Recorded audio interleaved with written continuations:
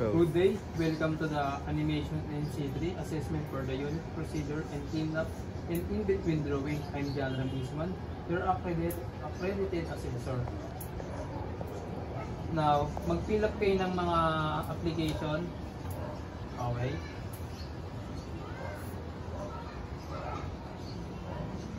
May I have it? Thank you. So, please, pirmahan nyo yung attendance sheet natin. Thank you. So, bibigay ko na sa inyo yung self-assessment guide.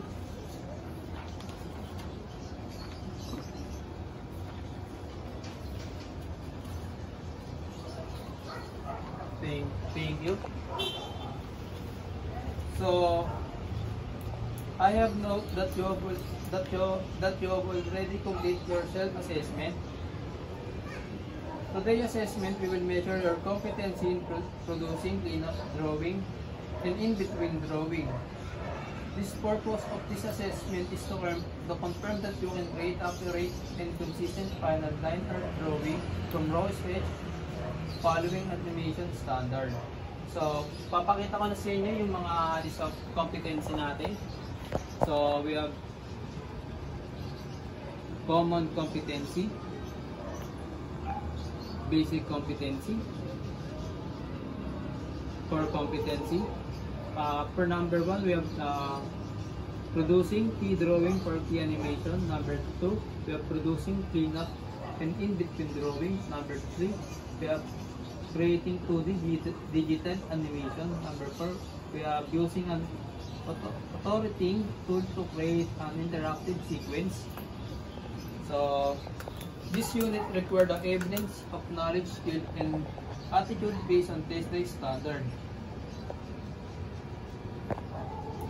For today, we will focus on the unit producing cleanup and in-between drawing. So, bago ako magsimula, magre-remind lang ako ng mga rules. No coaching during performance. Number 1, number 2, observe safety practice all of the time. And if may tanong kayo sa akin, pwede kayo magtanong pero bawal kayo magtanong sa katabi nyo. Okay, I will now give you the assessment agreement sheet.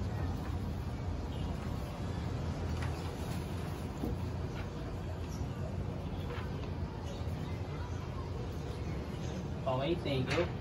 So, papakita ko sa inyo yung floor plan natin. So, this is our floor plan. So, I will now read the instruction from your test package. Listen carefully. You may ask questions before starting. Once assessment begins, I cannot coach or guide you. You are required to produce cleanup drawing from raw sketch. Post provide. Number 2. Produce in between drawing with P1 and P2 following exposure. That sheet 3. Ensure your drawing following the correct time, space, character proportions, and animation breakdown. Number 4. Interpret correct any other key drawing. Now, may tanong pa ba kayo?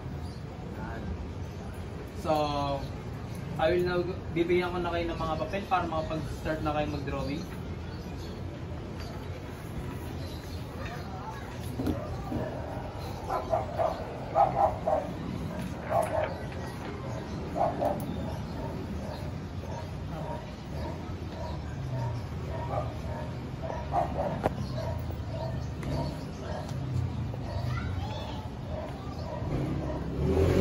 Thank you.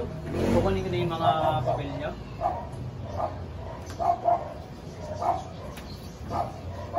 So,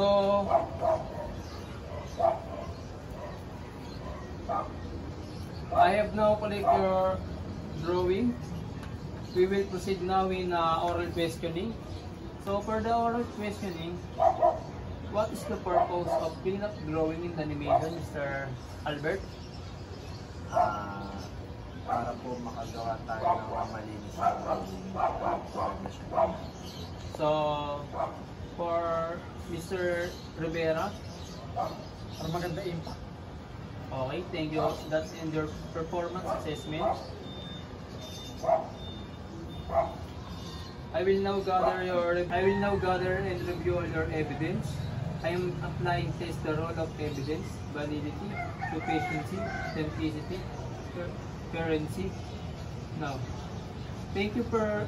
I will now accomplish your competency assessment result. Now, for the feedback and result, thank you for patience. We will now proceed for your assessment feedback. So, Mr. Albert, you are found competent and in procedure, cleanup and in between drawing. Please sign the cards. You may now proceed with the instructions claiming your national certificate. So, and to Mr. Denson Rivera, you are not yet competent at this time to proven an early level in the following area. Pwede ka ulit naman mag-reassessment kung alam mong kaya mo na, kung ready ka na. Thank you. Now, I will now review and comply all assessment documents including the candidate and rating sheet, cards, and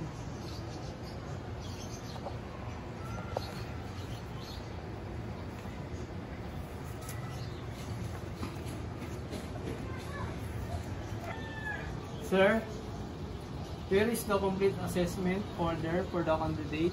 This result have been checked and validated. I am recommending this candidate for the insurance of the appropriate national certificate NC for certificate competency COC based on performance.